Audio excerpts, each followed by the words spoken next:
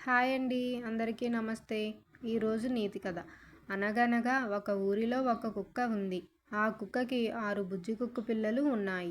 వాటికి మంచి బుద్ధులు నేర్పిస్తూ హాయిగా కాలక్షేపం చేస్తూ ఉండేది. ఒకరోజు తన పిల్లలతో ఊరిలో తిరుగుతుండగా ఒక బావి కనిపించింది. ఆ బావిని చూపించి, మీరు ఎవరూ ఆ బావి వద్దకు వెళ్ళకండి, చాలా ప్రమాదం అని చెప్పింది. ఒకరోజు కుక్కపిల్లలు ఆడుతూ ఆడుతూ ఆ బావి దగ్గరికి వచ్చాయి. వాటిలో ఒక బుజ్జి కుక్క పిల్ల, అమ్మ ఎందుకు అలా చెప్పింది, ఇది ఏమిటో చూడాలి అనుకుంటూ ఆ బావిలోకి తొంగి చూసింది. బావిలో తన నీడను చూసి లోపల నిజంగా ఇంకో కుక్క పిల్ల ఉందని దాని మీద అరవడం మొదలుపెట్టింది.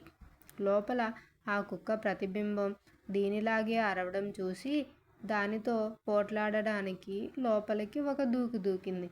ఇంకేముంది, కుక్క నీళ్ళల్లో పడి కొట్టుకుంటూ రక్షించండి అని పెద్దగా అరవడం మొదలుపెట్టింది.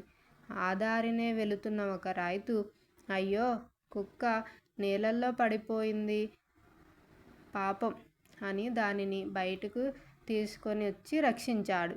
నీతి: పెద్దలు చెప్పిన మాటలు వినాలి, కావాలంటే ప్రశ్నించొచ్చు, కానీ ఎప్పుడూ ధిక్కరించకూడదు.